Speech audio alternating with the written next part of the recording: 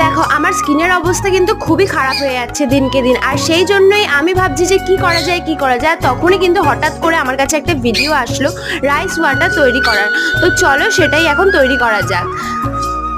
আমি কিন্তু এখানে ওভারনাইট চালটাকে ভিজিয়ে রেখেছি, আর তোমরা কিন্তু এখানে যে কোনো চাল ইউজ করতে পারো। আমি কিন্তু এখানে রেশনের চালই ইউজ করেছি যাতে কাজটা আরও ভালো হয়। তো চলো গ্রাইন্ডারে চালটাকে মিক্সড করে আবার দেখা হচ্ছে।